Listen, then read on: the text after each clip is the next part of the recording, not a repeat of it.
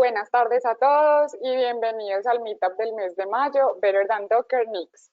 El día de hoy nos acompaña Kevin Amado, Security Tester y Security Developer de Fluid Attacks. Antes de comenzar, quiero darles unas recomendaciones. La primera es que pueden realizar sus preguntas en la sección del chat de preguntas y estas serán resueltas al final del evento. Y también les agradecemos que por favor diligencien una breve encuesta que encontrarán en un código QR al final de la presentación. Esto para mejorar en futuros eventos. Yo soy Karen Castaño, Content Manager de Fluid Attacks. Aquí tienen mi correo y mi LinkedIn por si quieren entrar en contacto conmigo a futuro.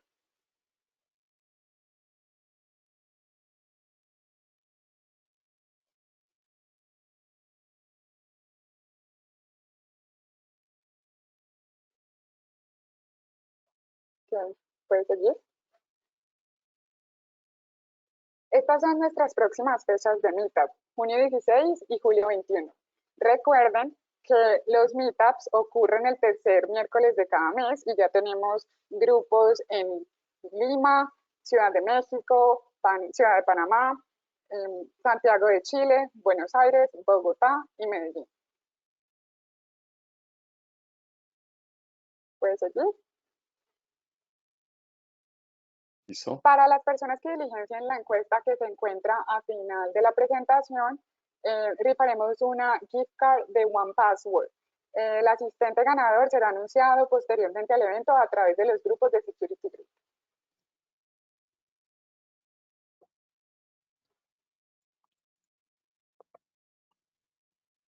Ahora sí, los dejo con Kevin Amado, Security Developer y Security Tester de Fluid Attacks. Aquí están sus datos, su correo electrónico y su LinkedIn por si quieren entrar en contacto con él posteriormente al evento. Kevin, ya te doy la palabra a ti. Bueno, entonces, bienvenidos todos a este Security Grid de hoy. Vamos a hablar una charla que se llama Better Than Docker Needs. Entonces vamos a comenzar hablando de un tema que se llama construcción de software y despliegue de software. Entonces vamos a imaginarnos que inicialmente hay una persona, un desarrollador, y a este desarrollador la empresa le ha asignado pues crear una nueva característica y pues esta persona comienza a escribir código. Entonces, él como desarrollador muy responsable que es, le hace pues pruebas a ese software que acaba de desarrollar, pruebas unitarias, funcionales, despliega la aplicación localmente y verifica que pues la funcionalidad es correcta y él concluye que el software funciona suficientemente bien. Sin embargo, esta persona todavía tiene un problema muy grande o un reto muy grande y es que ese software que acaba de construir tiene que desplegarlo a la máquina de sus usuarios finales y garantizar que allí funcione igual de bien. El problema es que en el mundo real eso no es tan sencillo. En el mundo real el software puede exigir cosas del ambiente en el que se ejecuta o de la plataforma en la que se ejecuta. Y si nosotros fallamos en proveerles alguna de estas cosas al software, pues el software va a fallar de una manera miserable. Entonces vamos a ver un poquito o a expandir un poquito en estas categorías de errores que hacen que nuestro software funcione en la máquina de los desarrolladores, pero falle en la máquina de los usuarios finales. Entonces vamos a comenzar con estos problemas ambientales. Entonces resulta que el software que nosotros desarrollamos casi nunca es autocontenido. Esto significa que el software de nosotros casi siempre tiene dependencias en terceros o en otras empresas que muchas veces nosotros no controlamos o bueno, no podemos de alguna manera administrar. Adicionalmente, estas dependencias no solamente las necesitamos para ejecutar el software, sino que también nosotros necesitamos dependencias para construir el software. Y estas dependencias que nosotros tenemos tienen que ser compatibles con lo que nuestra aplicación espera. E inclusive si nosotros tenemos las dependencias, son compatibles y las tenemos todas, nuestro software tiene que ser capaz de encontrarlas. No las podemos simplemente colocar por ahí en cualquier lugar y esperar que el software funcione. Adicionalmente, esas dependencias que nosotros tenemos no necesariamente van a ser cosas de terceros o dependencias, sino que también pueden ser archivos de configuración, cuentas de usuario, bases de datos, sistemas de archivos y en general cualquier cosa que ustedes se puedan imaginar. Tanto así que inclusive nuestro software puede requerir cosas específicas del hardware. Por ejemplo, nuestro software puede requerir que en el sistema en el que se ejecuta haya presente una cámara o un micrófono. Y en este mundo moderno en el cual nos venimos montando en esta onda de los microservicios, el despliegue ya no es ir y poner en producción una sola aplicación, sino que ya tenemos que ir y poner miles de aplicaciones y que funcionen de manera coordinada, de manera armoniosa, para que pues no vaya a terminar fallando. Adicionalmente a esos requisitos ambientales, nosotros tenemos que poder hacer una administración de nuestro software. Entonces nosotros tenemos que ser capaces de ir e instalarlo en la máquina de nuestros usuarios finales y que cuando lo instalemos, pues todas estas dependencias de terceros y todas las dependencias, archivos de configuración, bases de datos, etcétera, que son requeridos por el software, también se instalen. Que cuando los desinstalemos, no nos vayan a quedar por ahí de pronto archivos basura, generando problemas y acumulándose a lo largo del tiempo en la máquina del usuario final. También necesitamos ser capaces de actualizar el software o en otras palabras, los cambios que nosotros estemos realizando en nuestro equipo de desarrollo, ser capaz de ir y ponerlos en producción. Y en algunos casos en que una de las actualizaciones salga errónea, nosotros necesitamos poder hacer un rollback o en otras palabras, desactualizar la aplicación a la última versión en la que ella funcionaba. Los del equipo de operaciones, los administradores de sistemas, necesitan poder realizar analítica del software, como por ejemplo saber cuánto espacio en el disco tienen que reservar para que la aplicación funcione correctamente, cuánta memoria RAM va a consumir, cuántos procesadores hay que ponerle para que no se degrade el performance y cosas de ese estilo. Y también necesitamos poder configurar el proceso de construcción e instalación, porque yo, por ejemplo, puedo requerir que el software se instale en una ubicación diferente. Y algo que tiende a ser muy, digámoslo, menospreciado o pasado por alto es la importancia que tienen los ambientes de desarrollo. Es decir, cómo hago yo para simular desde mi máquina de desarrollador un ambiente igual al de la máquina de mi usuario final. Y adicionalmente requerimos que pues, todo ese proceso se haga de manera segura, que la construcción y el despliegue del software sea de manera segura. Entonces, hay una última categoría que es donde yo creo que caen la mayor cantidad de problemas o de fallas en la construcción y en el despliegue de software, que tiene que ver con la reproducibilidad. Y reproducibilidad tiene que ver con qué tanto la máquina de este señor que está aquí escribiendo el código se parece a la máquina de este señor que es donde nosotros finalmente vamos a desplegar el código.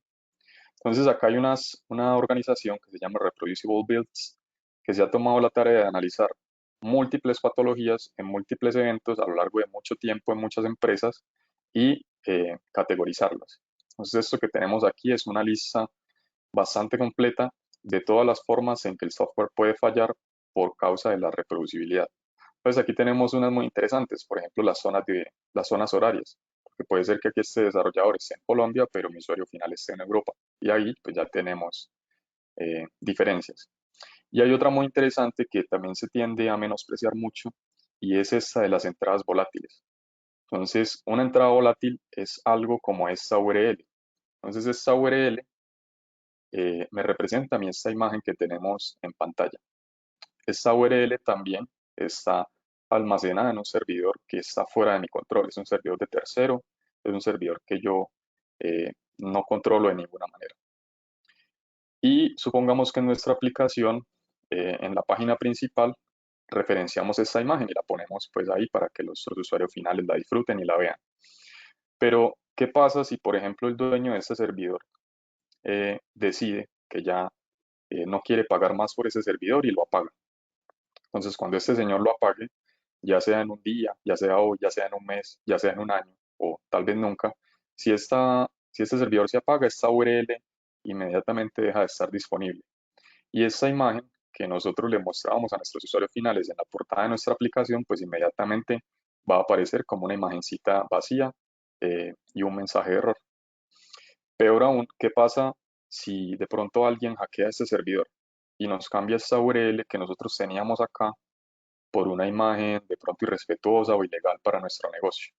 Pues inmediatamente esta imagen que nosotros le mostramos a nuestros usuarios finales ya también va a ser una imagen irrespetuosa, ilegal, y pues los vamos a terminar afectando a ellos y al negocio. Entonces, hay una misconcepción y es que estas entradas volátiles son permanentes. Entonces, las URLs, por ejemplo, no son permanentes y que funcionen hoy no nos garantiza de ninguna manera que funcionen mañana. Entonces, antes de que nosotros empecemos a ver cómo el mundo moderno nos da tecnologías para que abordemos este problema, yo quiero que nosotros veamos cómo funciona o qué tan grande es el problema que tenemos que resolver. Entonces, esto que tenemos acá, este Observe Stop JSON, es un programa muy pequeñito. Es un programa con dependencias mínimas, muy pequeño.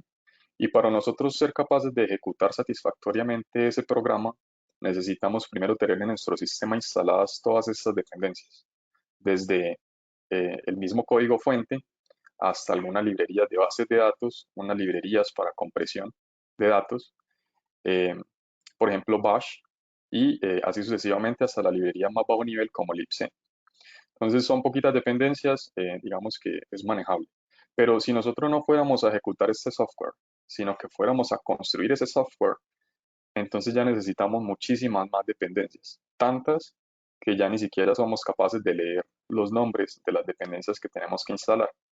Y todas estas dependencias se tienen que instalar, tienen que ser compatibles, tienen que ser encontrables por nuestro software, etcétera, etcétera. Cuando ya nos vamos a ejecutar una aplicación de grado industrial, por ejemplo, este servidor web, que es el servidor web de nosotros de FluidAttacks, en donde ya tenemos múltiples lenguajes de programación, múltiples dependencias de terceros y muchísimas cosas por coordinar, pues ya el problema se empieza a volver de una magnitud considerable. Y si nosotros no fuésemos a ejecutar este servidor web, si no fuésemos a desarrollarlo, a construirlo, entonces ya ni siquiera somos capaces de calcular todas las dependencias que necesitamos. Ya sencillamente son demasiadas y pues no podemos generar un grafo porque el computador se reinicia, básicamente. Ahora, cuando el mundo moderno se monta en esta onda del DevOps, que en otras palabras es cómo hacemos nosotros para entregarle valor de forma continua a nuestros clientes, pues nosotros ya empezamos a ver, por ejemplo, que en 2017, cuando empezamos con la cultura de DevOps y a migrar la empresa, a crear nuestro CI, vemos que pues usábamos muy poquitos recursos de máquina. Pero conforme fue avanzando el tiempo, conforme fuimos creando más productos, conforme los productos fueron creciendo y el equipo de personas de desarrolladores fue creciendo, pues ya el problema empezó a aumentar sustancialmente. Ya, por ejemplo, en abril de 2021, o sea, el mes pasado, nosotros utilizamos el equivalente a 15 meses de máquina. Entonces estamos hablando de, por un lado, muchísimo dinero y por otro lado, muchísimo tiempo. Y si lo miráramos no por costo y tiempo, sino por el número de veces que construimos y desplegamos nuestra aplicación, entonces encontramos que ya tenemos 160.000 construcciones y despliegues del software en el mes pasado. Entonces, nosotros no podemos esperar que esa persona de operaciones o que esa persona ya de infraestructura venga, coja un sistema, una máquina, la butee con un sistema operativo, instale infinitas dependencias, las ubique en los lugares que son requeridos y que lo haga 160.000 veces por mes, porque pues sencillamente no va a poder. Entonces, el mundo nos dota de unas tecnologías para poder abordar ese problema. La más prolífica hoy, o la que más usan las empresas, es esta que se llama Docker. Entonces, Docker funciona más o menos como tomarle un pantallazo a un sistema operativo. Entonces, yo en Docker cojo eh, parto de un sistema operativo base, lo configuro con unos comandos y le tomo un pantallazo. Y ese pantallazo es el que yo luego me llevo a la máquina de mis usuarios finales y lo ejecuto allá. En Docker, digamos que el problema del despliegue no existe. Si yo de alguna manera logro que, si yo logro tomar el pantallazo, ese pantallazo me va a funcionar igual en la máquina de mis usuarios finales. Entonces en Docker el problema no es tanto el despliegue, sino en la construcción del software. ¿Por qué? Porque Docker como tal no construye software. Docker lo que hace es que nos da una interfaz para que nosotros usemos herramientas que sí construyen software, como Joom, como RPM, como APT, como APK, como los lenguajes de programación Maven para Java, pip para Python, NPM para JavaScript y pues etcétera, etcétera, herramientas para construir el software. Y por otro lado tenemos a NITS, que de alguna manera nos permite desplegar el software y también nos permite construir el software. Entonces vamos a ahondar un poquito más en estos conceptos. Particularmente vamos a ahondar en RPM y en Joom. ¿Por qué? Porque estos dos son herramientas para construir el software muy maduras y que de alguna manera reúnen las características de todas las demás herramientas en el mercado que nosotros tenemos para construir el software. Entonces vamos a arrancar hablando. Entonces RPM y en general cualquier herramienta para construir el software, llámese Maven, pip, NPM, Chef, Sconce, lo que sea, siempre tienen un manifiesto. Y en ese manifiesto lo primero que yo hago es definir qué software voy a construir. Entonces yo voy a construir un software que se llama Hello en una versión 1.0, un pequeño resumen, una descripción y unos archivos, es decir, pura metadata. En otros lenguajes de programación, pues es básicamente lo mismo. En otras herramientas es exactamente lo mismo. En RPM yo adicionalmente puedo definir qué pasos requiero para construir el software y qué pasos requiero para instalar el software. En otras herramientas como o de pronto más orientadas a un lenguaje de programación en particular, estos pasos de construcción e instalación no son necesarios. Ya digamos que vienen abstraídos dentro de la herramienta.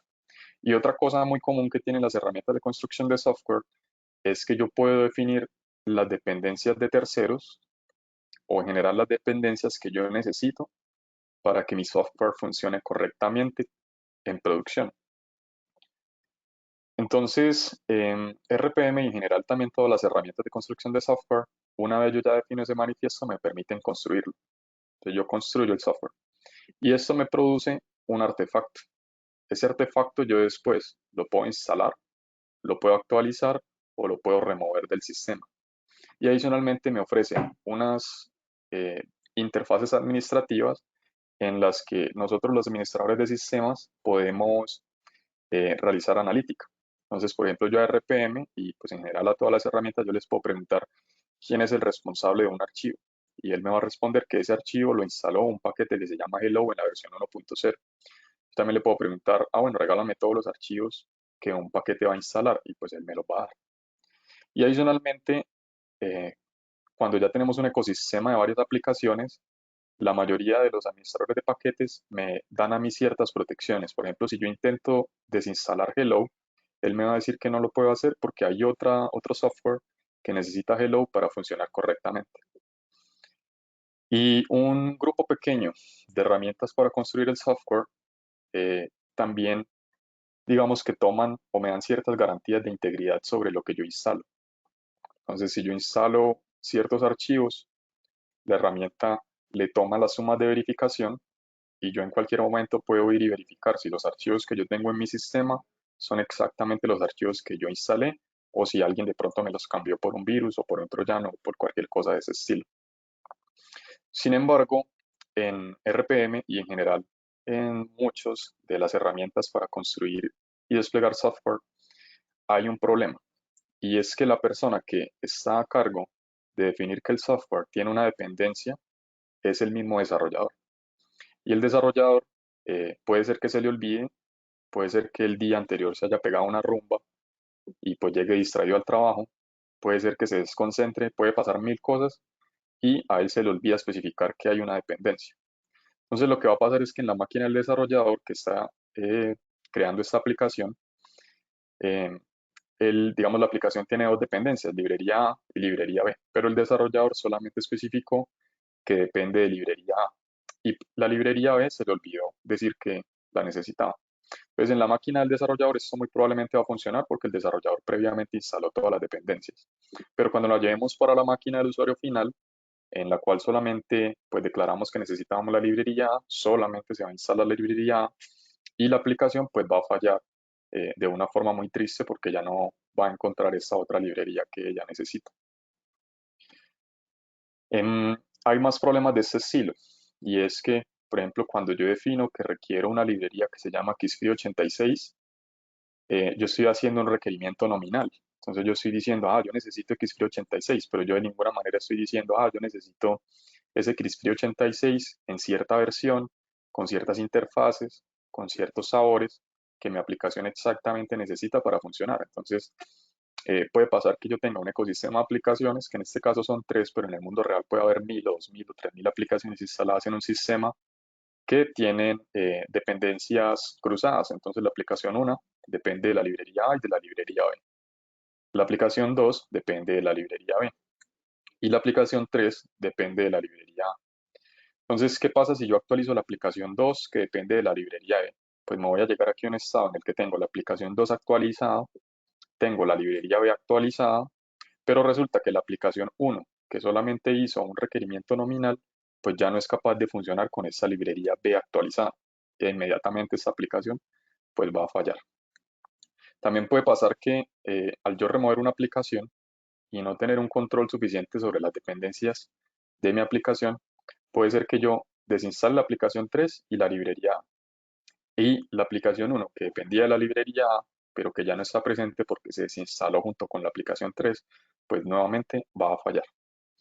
Entonces digamos que eso no sucede porque Maven, porque PIP, porque RPM, porque Joom, porque las herramientas de construcción de software sean malas.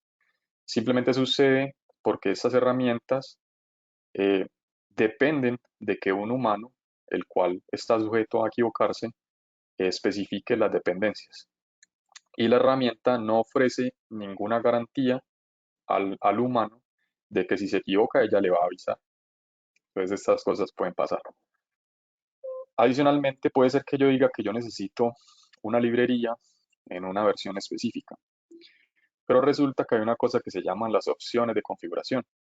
Entonces esto que tenemos acá es en rojo, es el kernel de Linux. Entonces el kernel de Linux ofrece una cosa que se llama el System Call Interface, el cual expone alrededor de 380 llamadas muy primitivas que permiten controlar el kernel. Pero para los desarrolladores, digamos que es muy difícil trabajar con estas llamadas tan bajo nivel y por eso se crea una librería que se llama libc. Entonces libc lo que hace es abstraer estas funciones básicas que tiene el kernel y ofrecer alrededor de 2000 funciones que permiten trabajar con el kernel de una forma más cómoda. Básicamente todas las aplicaciones en el universo dependen del libc. De hecho, en cualquier grafo de dependencias que tú hagas, vas a ver que en algún lugar está libc metida. Hay implementaciones alternativas, pero en general el problema es el mismo. Para yo construir libc, yo puedo especificar alrededor también de 2000 parámetros de configuración. Entonces yo puedo construir libc con soporte para ABI, yo puedo construir libc con Big Endian, etc. Y si yo calculo el número de libc posibles que yo puedo construir, pues yo me doy cuenta que tengo básicamente infinitos. Y cuando yo digo aquí que requiero libc en la versión 1.0, yo de ninguna manera estoy diciendo que yo necesito una libc en esta versión, pero construida con X parámetros particulares, lo cual pues también constituye eh, una dependencia nominal y que tarde o temprano puede estar fallando por, por esos detalles. Adicionalmente, algunas herramientas de construcción de software no definen cómo yo hago para mover el software de una máquina a otra máquina. Entonces, básicamente, por ejemplo, con RPM, tú compilas el software, eso produce un artefacto, y luego ese artefacto tú lo envías por email, lo colocas dentro de una USB, dentro de un CD, te lo descargas de alguna página X, pero el usuario final nunca tiene, digamos, la certeza de que eso que va a instalar en su sistema sea exactamente el software que él quiere instalar y que no es de pronto un troyano, un virus, un malware o algo maligno. Entonces, el usuario final lo único que tiene de opción es confiar. Simplemente tiene que confiar de que la procedencia de ese archivo es benigna y ya, no tiene ninguna otra forma. Hay otras herramientas ya un poquito más completas que sí definen un protocolo en el cual el usuario final puede confiar en lo que instala.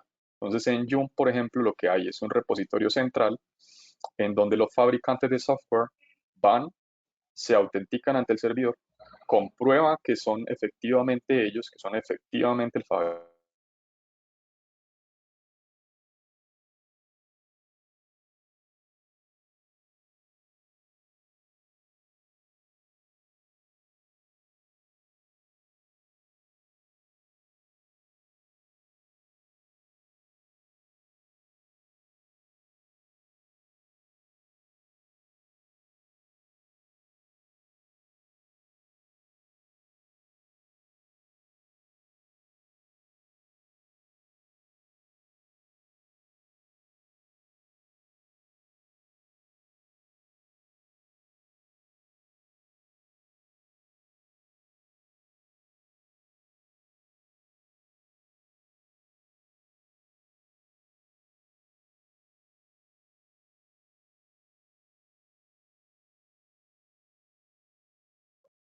Ok, voy a hacer un pequeño prueba. Aló, ¿alguien me puede confirmar conexión, por favor? Hola, sí, iba a decirles que estábamos teniendo un pequeño problema de conexión, pero Exacto, sí. ya Vale, vale. regresaste, vale, Entonces, continúa. ¿en dónde quedé?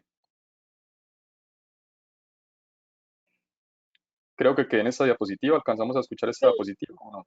sí, quedaste en esa diapositiva. Vale, entonces, a lo que trataba de ir es que el usuario final aquí tiene garantías criptográficas de que lo que él está instalando realmente fue hecho por el fabricante y de alguna manera no ha sido hackeado, no es un virus, no es un troyano, no es nada de ese estilo. Entonces, ahora sí, pues ya vamos a ver un poquito de cómo funciona Docker. Entonces, en Docker, al igual que cualquier otra herramienta de construcción y despliegue de software, todo comienza con un manifiesto. Y ese manifiesto, pues, arranca siempre con un sistema operativo. No necesariamente tiene que arrancar con un sistema operativo, pero casi siempre arranca con un sistema operativo. Entonces, aquí estamos arrancando desde Ubuntu 12.10 y lo que nosotros hacemos es ir configurando este sistema paso a paso. Entonces, por ejemplo, inicialmente definimos un maintainer, una persona y un email. Y luego usamos estas herramientas como las que veíamos anteriormente, como apt, como gem, como npm, pip, maven, etcétera, dependiendo de qué lenguaje estemos usando, para configurar ese sistema. Entonces aquí actualizamos el índice, instalamos curl, git, algunos compiladores y Ruby. Luego utilizamos el administrador de paquetes de Ruby para instalar aún más dependencias, actualizamos esas dependencias y instalamos de nuevo más dependencias. Exponemos puertos, copiamos cosas desde el host del desarrollador hasta la imagen de Docker, cambiamos el directorio de trabajo, perdón, y finalmente instalamos nuestra aplicación. Entonces, ¿qué ventajas tiene Docker? Tiene una ventaja muy bacana y es que es muy simple. ¿Por qué? Porque si tú eres un usuario Linux que tiene experiencia unas semanitas trabajando con Linux, muy seguramente vas a entender Docker en un par de minutos. Es muy sencillo. Y lo segundo es que te garantiza un despliegue perfecto. Es decir, si tú de alguna manera garantizas que esto de acá funciona correctamente, este pantallazo te lo llevas a la máquina del usuario final y allá va a funcionar también de manera perfecta. ¿Qué problemas le veo yo? Entonces, por un lado, los ambientes de desarrollo tienden a ser un poco complicados, un poco complejos, un poco eh, no ergonómicos. Entonces, si yo quiero, por ejemplo, pasarle secretos eh, a mi aplicación, yo tengo que hacerlo a través de banderas en el proceso. Entonces, tengo que pasarle básicamente una variable de entorno y pues eso es, en algunos casos, incómodo. Adicionalmente, yo tengo que montar volúmenes. Si yo quiero compartir código entre el host y la máquina y, bueno, el proceso de Docker, tengo que montar un volumen. El problema es que estos volúmenes que yo monto, una vez, digamos, finaliza el proceso de Docker, em, todos los archivos que hayan sido modificados por Docker dentro de esta carpeta, pues van a quedar con un usuario y un grupo diferente al que yo tengo en mi máquina local. Entonces yo voy a tener que ir con un usuario administrador y restablecer el ownership o la propiedad de estos archivos que están en estos volúmenes que yo monté.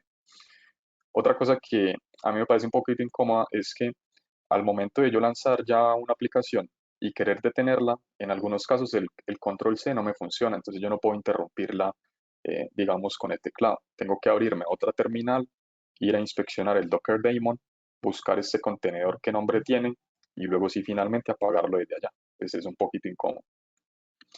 Hay otra cosa que me parece muy mala y es que de entrada para yo ejecutar Docker, tengo que usar un usuario administrador, tengo que usar sudo. Hay formas de configurar para que yo no tenga que escribir estas cuatro letras, pero en esencia sigue siendo superadministrador. Entonces, bueno, y en este mundo del DevOps, en donde yo normalmente tengo una máquina corriendo Docker y dentro de esa máquina corriendo Docker quiero construir otro contenedor de Docker, yo tengo que privilegiarlo. Entonces tengo que pasarle una bandera que me privilegie este proceso a nivel de kernel. Entonces, de entrada yo tengo un usuario administrador y un proceso privilegiado a nivel de kernel. Y ahí queda una pregunta muy grande y es en dónde queda el principio del mínimo privilegio. Que si usted mira la cantidad de CVEs y la cantidad de problemas relacionados a no ser, digamos, cuidadosos con este principio del mínimo privilegio, pues te das cuenta que estás creando una receta para el desastre. Hay otras cosas, digamos que no son malas, pero que sí hay que ser muy cuidadosos. Y en mi experiencia, pues las personas se tienden a equivocar la gran mayoría de las veces. Entonces, dentro de este mundo del DevOps, el setup más conocido o la arquitectura más conocida para uno tener un sistema de integración continua basado en Docker es que tú tienes una máquina física, la cual tiene un Docker daemon, y dentro de esta máquina física se ejecutan simultáneamente tareas desde un equipo y tareas desde un equipo completamente diferente. Sin embargo, como dentro de esta tarea una de las cosas que puedo necesitar hacer es también construir otra imagen de Docker, entonces sí tengo que privilegiar este, este proceso. Y cuando yo privilegio este proceso, básicamente lo que yo estoy haciendo es una ejecución remota de comandos a este Docker daemon, lo que me permite a mí, desde esta tarea, que estoy en un equipo A, completamente no relacionado al equipo B, ver todos los secretos que está usando el equipo B. Puedo ver todos los contenedores detenidos, pausados, actualmente en ejecución, los logs, las banderas que se le pasaron y pues absolutamente todo. Entonces básicamente tengo una fuga de secretos entre equipos. Entonces aquí queda una pregunta y es, ¿dónde queda el aislamiento de Docker? Entonces digamos que sí hay un aislamiento, pero se rompe aquí al introducir este daemon dentro de una máquina física. Otra cosa en la que hay que ser muy cuidadoso es que en las imágenes, si yo las hago públicas, yo puedo ver muchas cosas. Entonces, si por ejemplo un desarrollador hace un copy del directorio actual de su máquina a la carpeta app dentro del contenedor, puede pasar que dentro de esta carpeta haya contenido sensible, por ejemplo, una cadena de conexión a la base de datos dentro del código fuente. O puede ser que por aquí haya una llave PGP o un certificado del servidor. Y si un atacante se hace con esta imagen, pues básicamente puede ver este código fuente y va a tener acceso a esos secretos. Entonces, algunas personas te dicen, bueno, entonces utiliza variables de entorno. El problema es que, de nuevo, estas variables de entorno que tú defines en el manifiesto son visibles desde la imagen. Entonces, si un atacante se hace con acceso a esta imagen o por algún motivo esta imagen se publica en un registry público, pues automáticamente va a tener acceso a esta credencial. Entonces, hay unas personas más conocidas del tema que saben que los build arguments, esos sí son secretos. Digamos que estos build arguments eh, no son visibles durante la construcción del contenedor, pero no son visibles en la imagen final. Sin embargo, fallan en que estos build arguments luego los asignan a variables de entorno. Y estas variables de entorno, como ya vimos, sí son visibles en la imagen final. Entonces, de nuevo, se fugan los secretos. Entonces, algunos te dicen, bueno, entonces no utilices ni build arguments ni environment variables. Entonces, pásalas como banderas al proceso cuando se ejecute. Pero el problema es que si tienes un setup como este para ejecutar tu integración continua, pues de nuevo tienes una fuga de secretos. Y en general, pues es muy angustiante. Um, Hay otras cosas que sí ya son malas de Docker. Entonces, por un lado, Docker tiene un caché que funciona de arriba hacia abajo. Entonces, supongamos que en esta imagen yo la construyo. Entonces, listo, ya se construye. Me gasté 5 minutos. La segunda vez que yo la construyo, si no he hecho cambios, pues ella se va a construir en un segundo, porque básicamente va a venir todo el caché. Pero si yo vengo acá, por ejemplo, y le cambio el email al maintainer, automáticamente todos estos pasos yo voy a tener que ejecutarlos nuevamente. Entonces voy a de nuevo a perder otros 4 minutos instalando dependencias simplemente porque aquí cambié un email. Hay otro problema y es que las dependencias de desarrollo y de ejecución no están aisladas. Entonces, si ustedes se fijan aquí en este pequeño punto, yo estoy instalando unos compiladores. Y por aquí, más adelante, estoy pues, compilando e instalando mi aplicación. Y al final, pues en este pantallazo que yo le mando a mis usuarios finales, se van a ir metidos estos compiladores. Pero la pregunta es, si mi usuario que solamente quiere ejecutar el servidor, ¿yo para qué le estoy proveyendo a él compiladores? O sea, al final lo estoy haciendo descargar una imagen que es mucho más grande, le estoy haciendo gastar más ancho de banda, le estoy haciendo gastar más tiempo, digamos que le estoy perjudicando su experiencia de usuario.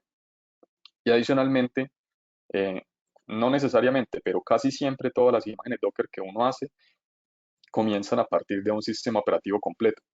En este caso, por ejemplo, Ubuntu. Entonces, Ubuntu tiene 1000 características que yo no necesito para ejecutar un simple servidor de root. Y sin embargo, yo le estoy metiendo a mi usuario en este pantallazo, pues todas esas dependencias que él no necesita y a la final, pues va a ser más lento para él usar la aplicación.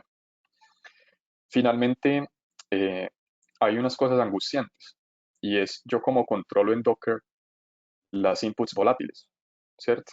Yo como prevengo ataques a la cadena de suministro. Entonces, cuando yo aquí, por ejemplo, digo, ok, voy a instalar Git, a mí nada en este mundo me garantiza que este Git que yo voy a instalar sea exactamente el Git que yo quiero, que no sea de pronto un Git virus o un Git maligno, nada me lo garantiza. Yo no veo aquí ningún protocolo criptográfico que me garantice que este Git es el que yo quiero. Tengo simplemente que confiar en que es Git y ya. Entonces le estoy confiando, sí, le estoy, digamos, rezando al cielo que este Git sea el que yo quiero. Y tampoco nada me garantiza, por ejemplo, que estos compiladores no tengan o no me vayan a inyectar virus en la aplicación cuando yo la compile. Entonces, pues pasa lo mismo, al final es confianza. Entonces, digamos que la confianza y la seguridad no se llevan muy bien de la mano.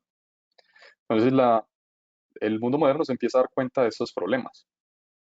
Entonces empiezan a salir alternativas, vamos a verlas. Entonces hay una que se llama Rocket. Pues Rocket es genial, tiene un problema y es que ya nadie lo desarrolla. Es un proyecto que finalizó, es un proyecto que ya nadie le mete plata, es un proyecto que ya nadie le mete tiempo y pues en general no se debería usar porque si llega a haber una vulnerabilidad de seguridad nadie la va a arreglar. Entonces en general no se debe usar. Otra alternativa que se llama Podman, el cual ejecuta contenedores y construye contenedores con esta otra herramienta que se llama Builda. Tiene una ventaja súper grande y es que ya no necesitas sudo, ya no necesitas un usuario administrador para construir y ejecutar contenedores. El problema es que para algunas acciones sí requiere privilegios. Pues si tú ya quieres, por ejemplo, durante la construcción montar volúmenes, configurar el networking, etcétera, ya vas a necesitar privilegios a nivel de kernel. Entonces, de nuevo, pues tienes una solución parcial, pero pues no soluciona el problema completo, sigue teniendo huecos de seguridad. Hay otra alternativa que se llama Cánico. Cánico sí definitivamente no necesita privilegios. Esto sí soluciona el problema de raíz. El problema es que, por un lado, solamente sirve para construir contenedores, no sirve para ejecutarlos. Y el caché y la forma en que Cánico construye los contenedores es insoportablemente lenta. Entonces nosotros en algún tiempo usábamos esto justamente pues para tratar de mejorar la seguridad, pero como es tan lento, simplemente no lo soportamos y tuvimos que buscar otra alternativa. Hay otras que se llama Containerd, que por debajo es lo que utiliza Docker, es decir, esto es básicamente el Docker Daemon, y pues requiere privilegios, como ya vimos anteriormente, tanto sudo como privilegios a nivel de kernel. Y Runc, que es el que utiliza Kubernetes, que pues sirve simplemente para ejecutar contenedores, pero no sirve para construirlos. Entonces a la final pues sigue siendo una solución parcial. Entonces, bueno, ahora sí vamos a hablar un poquito de qué es NITS, cómo funciona NITS y por qué nosotros, después de haber usado Docker por varios años, decidimos buscar otra alternativa. Entonces, NITS está inspirado en una cosa que se llama el cálculo lambda. El cálculo lambda es una rama de las matemáticas que estudia las funciones puras. Una función es básicamente una serie de pasos que yo necesito para calcular un valor. Y las funciones puras son aquellas funciones a las que si yo les paso los mismos argumentos, siempre voy a obtener los mismos resultados. NITS lo que hace es llevarse esta teoría matemática al mundo de la construcción de software. Entonces, si yo construyo un software con los parámetros 2 y 3 en la máquina del desarrollador, el resultado va a ser 6. Si yo hago lo mismo en la máquina de mis usuarios finales, el resultado va a ser 6. Entonces tengo un despliegue perfecto. Si me lo llevo para un agujero negro, pues también voy a tener un 6. Eso lo que significa es que finalmente podemos construir software de manera reproducible. Entonces, en Nix, al igual que en cualquier otra herramienta de construcción y despliegue de software, todo comienza con un manifiesto. Lo único que cambia es el formato. Entonces aquí lo que tenemos es una función que recibe unos argumentos, unas entradas, y a partir de estas entradas, como por ejemplo el nombre, un archivo que define unos pasos para construir el software, un código fuente y una dependencia de terceros, yo voy a construir mi software. Entonces aquí ya empezamos a ver cosas muy chéveres. Por ejemplo, las entradas volátiles, pues sí siguen existiendo porque tenemos aquí pues una URL de terceros en un servidor que nosotros no controlamos. Pero con la gran diferencia de que lo que sea que esté referenciado por esta URL tiene sí o sí que estar, digamos, o tiene que ser igual a esta suma de verificación que nosotros hemos especificado acá. Puede ser un M5, puede ser un SHA-1, puede ser un SHA-56, da igual. Pero en todo caso me garantiza a mí que no hay ataques posibles a la cadena de distribución ni tampoco es una entrada volátil. ¿Por qué? Porque si alguien viene y me cambia esto por un virus, por un troyano, por cualquier cosa, inmediatamente esta suma de verificación no va a coincidir y mi aplicación pues se va a rehusar a compilar. Entonces yo no voy a llevarle el virus o no le voy a propagar el virus a la máquina de mis usuarios. Y otra cosa chévere es que yo no tengo volúmenes raros, porque por ejemplo, en lugar de yo montar cosas dentro del contenedor, yo aquí lo que hago es simplemente referenciar archivos con una ruta en el sistema local. Puede ser una ruta relativa, puede ser una ruta absoluta. Y ese archivo de construcción que nosotros tenemos acá, el contenido es esto que vemos. Entonces, en esencia, lo primero que nosotros estamos haciendo acá es ubicar en este ambiente las dependencias. Entonces aquí estamos configurando unos compiladores. Aquí estamos haciendo que esta dependencia de terceros esté en un lugar que nuestra aplicación puede encontrar. Este código fuente que nosotros ya descargamos de internet y que ya verificamos que está libre de malware con esta suma de verificación, la descomprimimos y la compilamos, básicamente. Y Nix hace unas garantías muy chéveres acerca de este ambiente que yo tengo acá. Entonces, de entrada, las construcciones son aisladas. Entonces, si yo en mi sistema operativo tengo instaladas 1000 dependencias, esas 1000 dependencias no son visibles aquí. En ese ambiente no son visibles. El desarrollador tiene que venir y configurarlas siempre. ¿Por qué?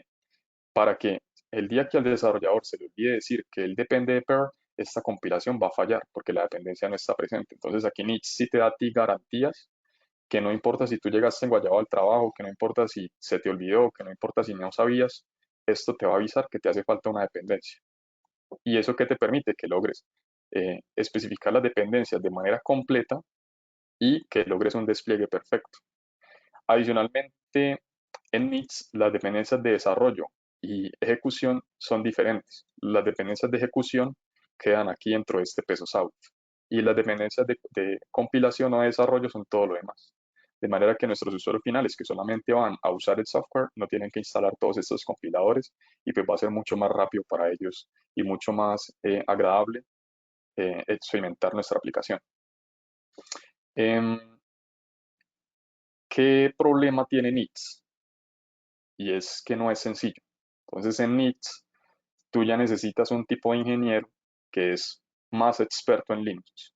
Aquí ya no basta un usuario con unas semanas de experiencia, sino que aquí ya necesitas pues alguien muy teso en Linux, alguien muy bueno en Linux. Entonces a la final esto de que no sea sencillo se termina traduciendo en que hay un costo en recurso humano mayor, el cual para algunos equipos que de pronto tengan un presupuesto bajo, pues puede ser un impedimento, pues puede llevar el proyecto a la quiebra, ya depende mucho de la situación pues de la empresa. Entonces vamos a ahondar un poquito más en por qué no existen ataques a la cadena de distribución y por qué nuestros usuarios finales no tienen que confiar o rezarle al cielo que las dependencias que ellos especifiquen no sean virus. Y también al mismo tiempo esto es lo que garantiza que Nix sea 100% reproducible. Es decir, que lo que yo ejecute en la máquina del desarrollador es exactamente lo mismo que yo voy a ejecutar en producción. Entonces, vamos a analizar qué pasa cuando dentro de Nix nosotros decimos que heredamos PER, es decir, que vamos a usar una dependencia de terceros que se llama PER. Entonces, Nix lo que hace es ir a mirar en este repositorio centralizado, que de hecho es público, que está en GitHub, en el repositorio de Nix Packages, y buscan el código fuente en donde están las instrucciones o el manifiesto para construir Nix, para construir PER, perdón. Este manifiesto pues también define desde dónde se descarga el código fuente, qué dependencia requiere PER y todas las configuraciones que yo voy a hacer. Nosotros este código fuente lo podemos referenciar con un commit, que es de hecho lo que hacemos acá. Acá tenemos una URL en donde ese código fuente lo referenciamos a un commit. Y adicionalmente, lo que sea que descarguemos desde esta URL lo protegemos con una suma criptográfica. Es decir, que nosotros siempre, tanto nosotros como nuestros usuarios finales, van a usar las mismas, las exactamente iguales mismas instrucciones para construir PER. De esta manera, pues nadie en este mundo puede ir y cambiarnos las instrucciones de PER, porque es que nosotros aquí ya las tenemos fijas, son inmovibles. Y pues no hay que confiar en nadie, simplemente nosotros podemos venir acá, el código fuente es público, es transparente, nosotros podemos verificar que el código fuente que se está descargando efectivamente sea benigno, etcétera, etcétera. Nosotros en NICS también podemos definir que tenemos requisitos de hardware. Por ejemplo, aquí requerimos un kernel que sea como mínimo 3.10 o que sea superior al 5.6. También podemos decir que requerimos ciertas arquitecturas del procesador, por ejemplo, i686 o un AMD64 común y corriente. Y una vez ya tenemos ese manifiesto, pues al igual que cualquier otra herramienta, podemos construirlo, instalarlo, actualizarlo, eliminarlo y realizar tareas administrativas, como ubicar archivos, calcular quién depende de quién, eh, o producir grafos como los que veíamos anteriormente. Yo también puedo saber qué tamaño en disco necesito reservar para instalar mi aplicación. Y no solo mi aplicación, sino que si yo también quiero, puedo saber qué tamaño en disco necesito para instalar mi aplicación y todas las dependencias necesarias. Y adicionalmente, pues yo puedo también, al igual que con RPM, verificar que la integridad de las rutas que yo tengo instaladas en mi sistema sean las adecuadas y que de pronto no algún hacker me las haya cambiado por un troyano que yo después vaya a ejecutar y me termine pues dañando el sistema. Entonces, anteriormente mencionábamos que NICS era un poquito o que requería un ingeniero como más especializado para desarrollarlo. Pero los beneficios se empiezan a ver es desde la usabilidad pues desde el punto de vista del usuario. Entonces, cuando nosotros queremos desplegar un software en NICS, por ejemplo, en este caso Schemes, que es también un software de grado industrial con muchos lenguajes de programación, con muchas dependencias, todo lo que mi usuario final necesita ejecutar para usar ese programa es esto, una línea de código cortica. Inclusive es hasta fácil de recordar. Y todo lo que él necesita instalado en su sistema es curl y bash, los cuales casi que cualquier distribución Linux en este universo traen por defecto instaladas sin necesidad de hacer configuraciones adicionales. Si no queremos usar curl, podemos usar wget. Si no queremos usar bash, podemos usar shell, inclusive hasta zshell, bueno, etcétera, otras terminales. Y yo diría que el punto más ganador de esta tecnología es cómo nosotros creamos ambientes de desarrollo, que como ya garantizamos que son reproducibles y que son iguales aquí en el desarrollo y allá en la máquina de nuestros usuarios finales, eh, pues lo que yo tengo que hacer como desarrollador para ejecutar schemes localmente es, me clono el código fuente de FluidAttacks, el cual también es público, lo ubico en cualquier lugar de mi sistema operativo, ejecuto este comando ./m schemes y cualquier los argumentos que yo quiera y automáticamente Nix lo que va a hacer es descargar las dependencias, ubicarlas, seguir la receta de cocina y finalmente pues ejecutarme schemes. Si yo hiciese un cambio en el código fuente, eh, NITS es suficientemente inteligente como para detectar qué cambió y todo lo que no cambió pues simplemente no lo vuelve a calcular, ya está calculado. De manera que pues desarrollar iterativamente con NITS es muy rápido. Si yo hago algún cambio simplemente vuelvo a ejecutar el comando y ya automáticamente tengo la aplicación en su última versión con los cambios que yo le hice.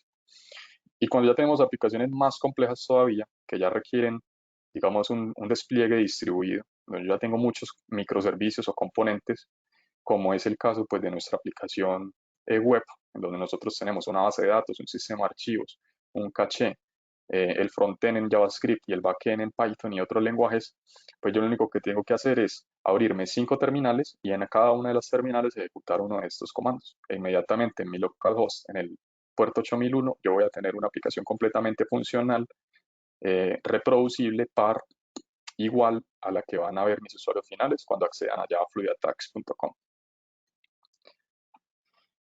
El despliegue sigue siendo muy sencillo, inclusive cuando ya no lo llevamos a componentes más complejos como Kubernetes. Entonces, si yo quiero desplegar en Kubernetes, yo lo único que necesito es referenciar una imagen, en este caso nitsos/nits, eso es una imagen Docker que ya está hecha, nosotros no tuvimos que hacerla, simplemente escribimos aquí esto y ejecutamos los comandos. El curlazo a la URL, ejecutamos bash en algún commit específico y ejecutamos ya finalmente el programa que viene a ser el servidor de aplicación. Y ya tenemos una instancia corriendo en Kubernetes completamente funcional y igual a lo que el desarrollador tenía en su máquina local. Pero, digamos, claro, los contenedores siguen siendo importantes. Por ejemplo, Kubernetes utiliza contenedores. Hay usuarios de nosotros, usuarios finales, que dicen, no, ¿sabes qué? Muy bacano Nix, pero yo quiero es hacer un Docker Run. ¿Por qué? Porque a mí me gusta hacer Docker Run. Da igual que tenga vulnerabilidades, da igual todos esos problemas. Regálame, por favor, un contenedor para yo ejecutarlo. Con Nix nosotros también podemos hacerlo, solo que en lugar de usar Docker, nosotros usamos una cosa que se llama OCI, Open Container Initiative, que a la final del día viene a ser es un formato así como JSON, un formato así como YAML, es simplemente un formato. Y este formato, en esencia, es lo que Docker construye. Y nosotros también lo podemos hacer con Nix. La diferencia es que en lugar pues, de hacer un Dockerfile, simplemente escribimos una función pura, definimos qué contenidos queremos dentro de ese contenedor, en este caso bash, core utils, o sea, move, copy, etcétera, ls, y colocamos aquí un programa que nosotros hacemos que se llama forces. Una vez nosotros construimos este software, el cual viene a ser pues una OCI, podemos venir y desplegarlo. ¿A dónde? A un registry, sea público o privado, de manera que finalmente nuestros usuarios, los que quieran, pueden usar un Docker Run y referencian esta imagen, con la diferencia de que nosotros la construimos desde NITS, con todas las garantías que nos da NITS, reproducible, seguro, etc. Entonces, ya digamos dándole cierre a esta charla, vamos a enumerar un poquito como los puntos ganadores de NITS. Entonces, por un lado, las construcciones son aisladas y limpias, lo que nos garantiza a nosotros pues que siempre vamos a tener dependencias completas eh, y pues en general vamos a tener un despliegue perfecto. Todo es hecho en el user space, en el espacio del usuario. Es decir, yo no necesito privilegios administrativos, yo no necesito privilegiar ningún proceso a nivel de kernel. Digamos que desde el lado de la seguridad estoy bien. Son rápidos, porque como ya vimos, el caché es esto, pues es una bacanería.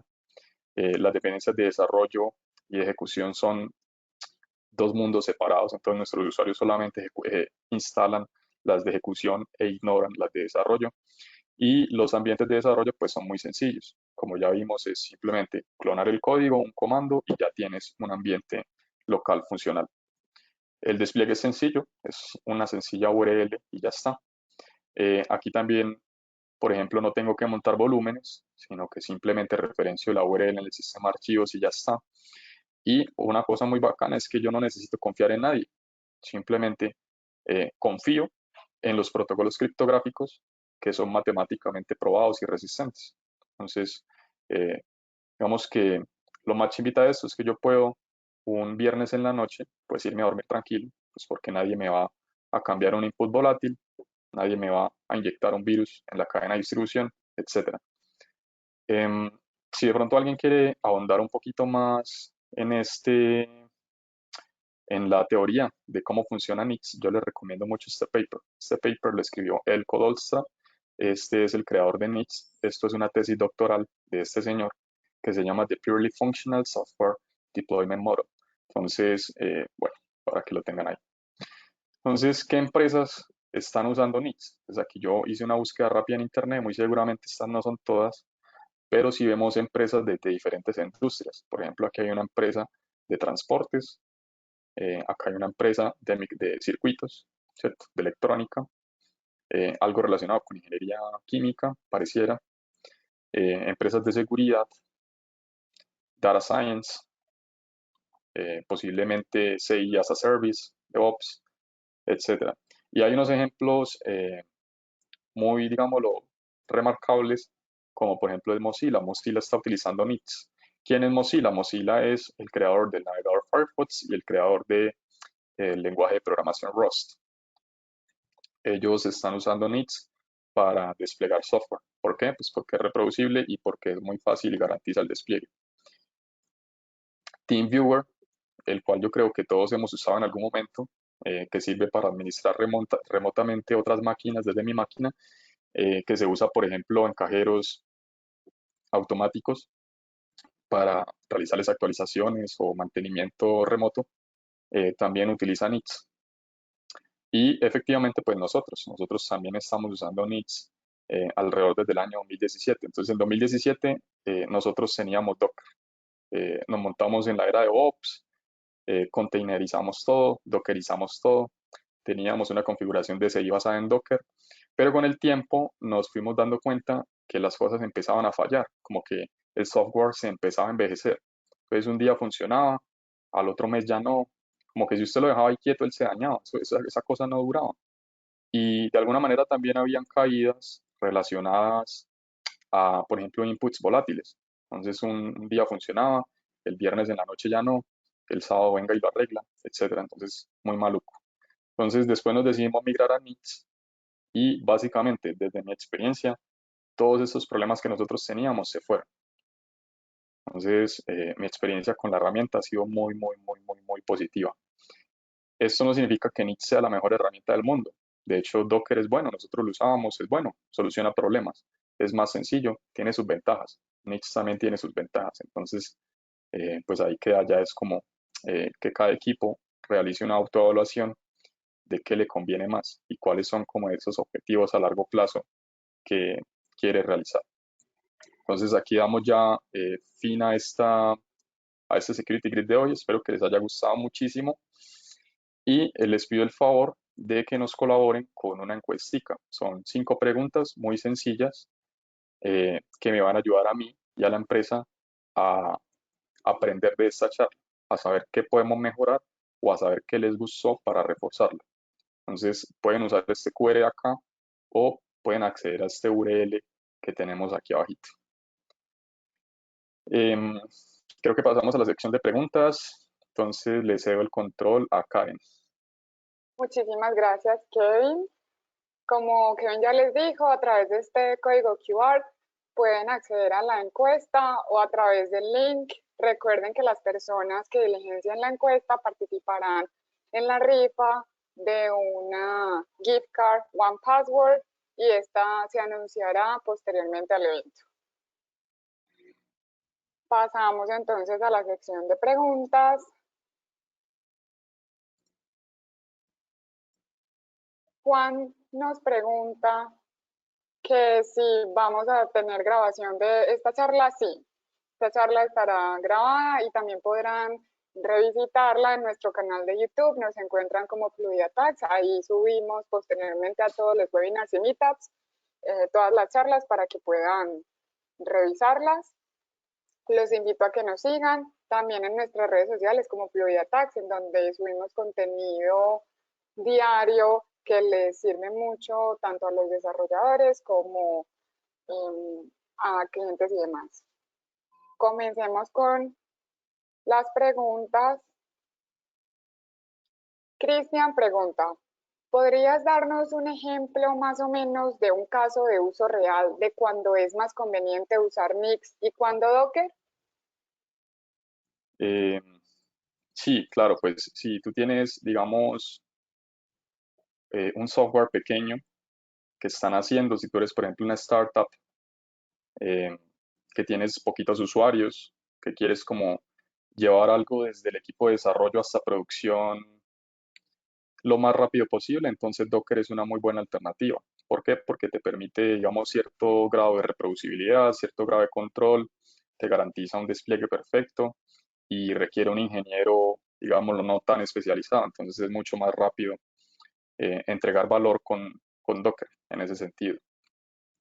Y Nits, pues ya lo tienes, o es mejor usarlo cuando tienes, por ejemplo, SLAs muy estrictos con la disponibilidad. Entonces, si ya cuando la aplicación se te cae, tú tienes pérdidas muy grandes, entonces ya para ti la reproducibilidad empieza a ser importante. Cuando tú ya tienes, digamos, muchísimos despliegues al día, entonces ya la velocidad también empieza a ser importante porque no hacerlo rápido genera un costo. Entonces ahí ya te empiezas a inclinar por nits. Si tú eres de pronto un investigador o no sé, estás haciendo una tesis doctoral y necesitas realizar un procedimiento matemático o construir un software, digámoslo, de forma milimétrica, entonces NITS te ayuda porque como ya vimos es perfecto al nivel de la suma criptográfica, entonces tienes muchas ventajas de confiabilidad por ese lado. Pero ya es como balancear qué conviene más. Perfecto. Camilo pregunta, ¿Qué hacer para la orquestación? Los proveedores de cloud tradicionales y principales no van a tener servicios suficientes para resolverlo. Em, bueno, pues es que en general, como nosotros vimos el despliegue a Kubernetes, se hacía con un contenedor, ¿cierto? Entonces no es, o sea, el hecho de que usemos NITs no implica como que estemos usando algo súper raro que nadie soporta. De hecho, como todos los proveedores de cloud soportan contenedores, pues básicamente también te soportan NITs. Pues como que no vas a tener problemas por ese lado. Nosotros de hecho usamos Amazon Web Services y funciona muy bien. No hemos tenido ninguna queja al respecto. Vale.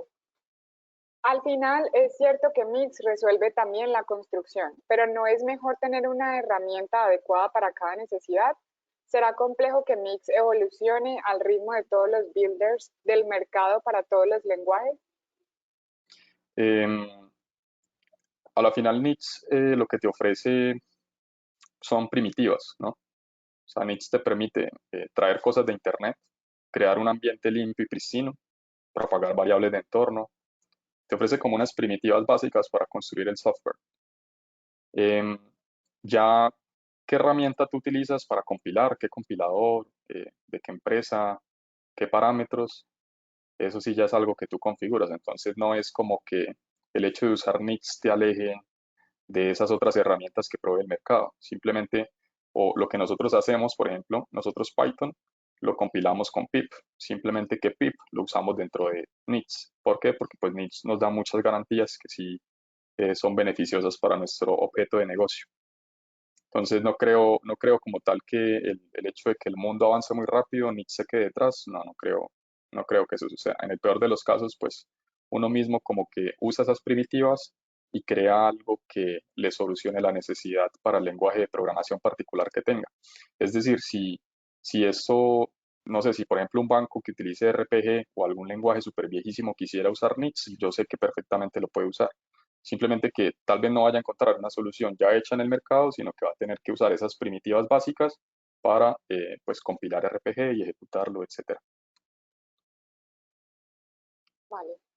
Rod Pérez pregunta, ¿alguna guía para otorgar el mínimo privilegio requerido a Docker? En Internet hay muchísimos tutoriales al respecto. Es decir, esto yo lo aprendí en Internet también.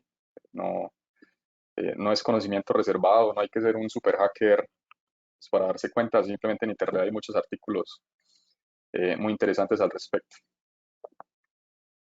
No tengo Vale, los links acá, pero sé que en Internet está. perfecto. Felipe pregunta, ¿qué es NIX en realidad entonces? ¿Un package manager, un sistema operativo, un lenguaje, un reemplazo a Docker? Es todo, es todo. Como ya vimos, NITs nos ayuda a construir software, también nos permite desplegar el software. Inclusive hay un sistema operativo basado en NITs. eh, y ya cuando tienes un sistema operativo basado en NITs, pues básicamente pues ya puedes tener, digamos, AMIs para Amazon o imágenes para diferentes proveedores cloud. Entonces, pues básicamente NITs cubre todo el ecosistema en el ciclo de desarrollo de software. Ok.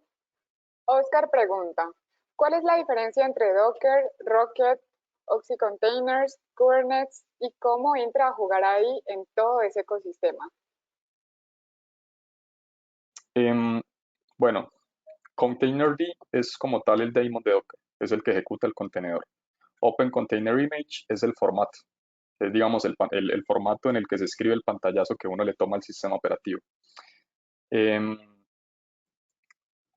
entonces digamos que Docker está por encima de Containerd, ¿sí? Y por encima de OSI. Adicionalmente, eh, si tú no quisieras usar Containerd para ejecutar contenedores, puedes usar runc.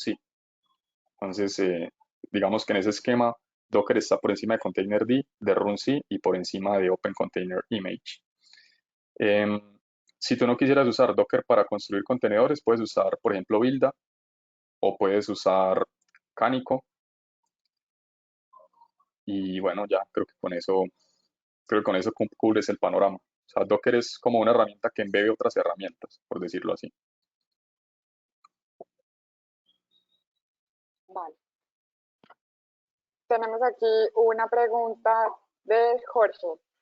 ¿Cuál es el problema de no pinear las subdependencias de un software de forma estricta?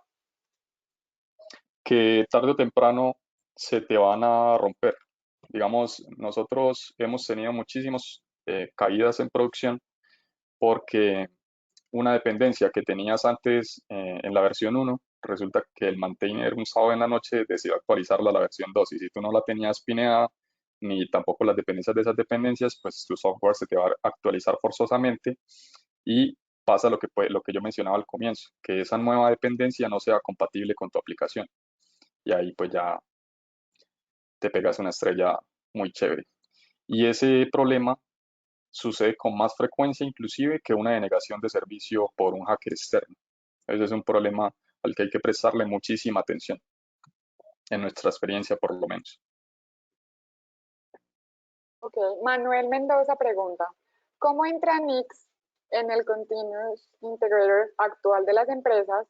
¿Las aplicaciones se siguen desplegando en contenedores o servidores virtuales? Sí, nosotros lo que tenemos es unas máquinas en S2 en Amazon. Esas máquinas las controla una plataforma que se llama GitLab. Nosotros le cedemos a esa plataforma control sobre esas máquinas y ella lo que hace es en esa máquina coloca un contenedor base que tiene nits y nosotros simplemente ejecutamos por encima de esa capita el código como tal de lintear la aplicación, probarla, compilarla, desplegarla, etcétera. Daniel pregunta, ¿creen que Nix será una tendencia como lo es Docker, teniendo en cuenta que Nix ya tiene bastante tiempo desde que fue lanzado?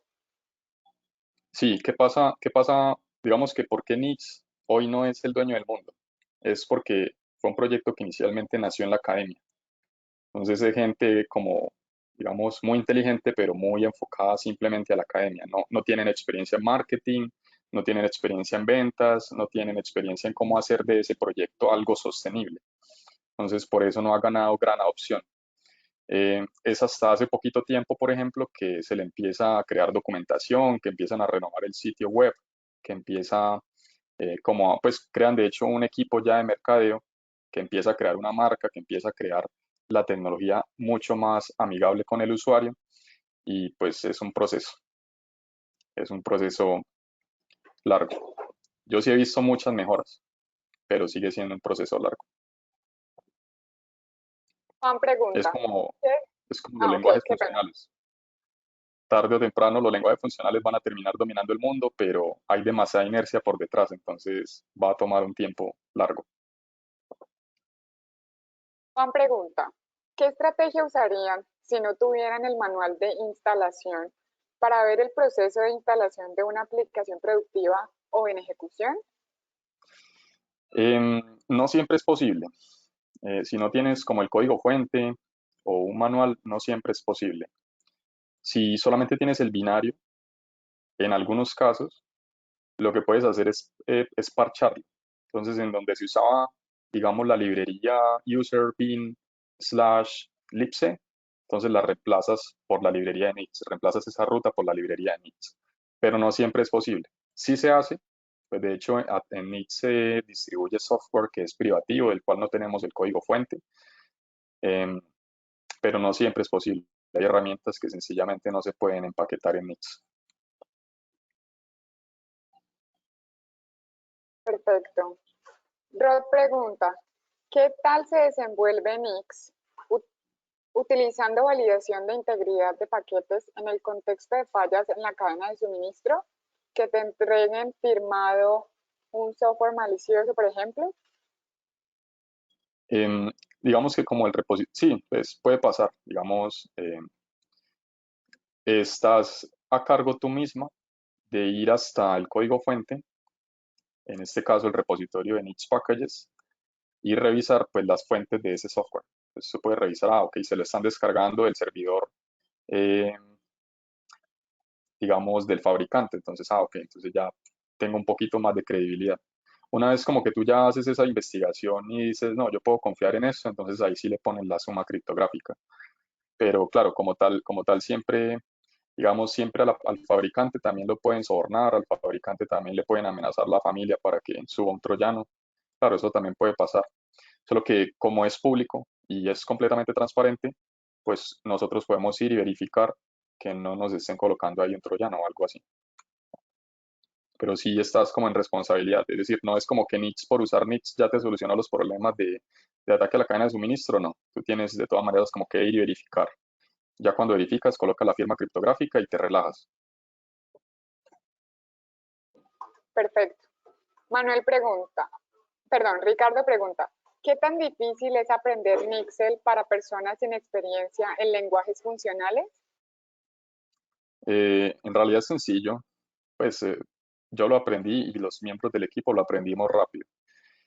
El lenguaje es sencillo.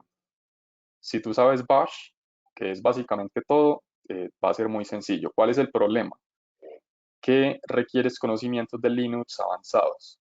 Ese es el problema. Manuel pregunta, si la aplicación basada en Nix sigue utilizando Docker, ¿sigue teniendo las vulnerabilidades que has comentado? No, porque recuerda que nosotros usábamos era el formato, es decir, OCI. OCI es simplemente, haga de cuenta, un archivo de texto o un archivo .zip. No tiene la vulnerabilidad de Docker porque no es Docker, es simplemente un artefacto en un formato X y ya. No usamos Docker en ningún momento. Ok. Santiago pregunta, ¿tendrás algún demo, web, repo, etcétera, que se pueda hacer uso para aprender y reproducir? Quisiera pasar un backend a Nix, ya que me pareció bastante interesante la charla. Sí, en internet hay unos tutoriales muy chéveres que lo llevan a uno de la manita desde lo básico hasta lo complicado. Entonces te invito como a que lo revises y te propongas metas pequeñas. Pues como que no te propongas voy a migrar toda la empresa y 7 millones de líneas de código a Nix porque muy probablemente vas a fallar. Pero si lo haces como de a poquito, entonces, bueno, vamos a compilar un Hello World, luego vamos a empaquetar, no sé, un comando más sencillito, luego ya empiezo como a ganar terreno en esa aplicación que yo quiero migrar, que es grande, ahí sí vas a tener una experiencia más bacana, más agradable, vas a sentir como micro victorias migrando de a poquito. Ok. John pregunta, ¿qué incidentes les pasaron a ustedes en el pasado que los motivó a migrarse a Nix en la gestión de dependencias? Por un lado, el que te menciono, teníamos una dependencia y resulta que el maintainer de esa dependencia la actualizó y automáticamente a nosotros se nos actualizó. Entonces se nos rompía ya la aplicación. Ese por un lado. Por el otro lado teníamos muchos problemas con que se nos llenaba el disco. em, Teníamos problemas con la lentitud. Teníamos problemas con los cachés frágiles. em, Tiempos de seguir largos. Entonces ya digamos que para pasar de desarrollo a producción habían 6 de 15 minutos, 20 minutos. Y, y en general eso. Entonces, cuando ya nos pasamos a Nix, el CI se aceleró muchísimo. Ahorita tenemos tiempos de CI en nuestra aplicación más compleja de alrededor de 9 minutos. Entonces, es súper, súper cómodo para uno como desarrollador. Y segundo, que cuando tú intentas desarrollar una aplicación en Docker, tú tienes que construir todo el contenedor y ahí sí ejecutarlo.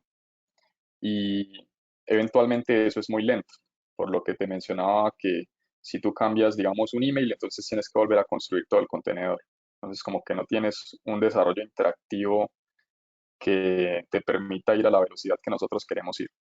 Entonces, fue resumiendo, por experiencia en desarrollo, por estabilidad en producción y digamos, paridad entre ambientes, porque producción se parezca a desarrollo y porque las dependencias se actualizaban sin control.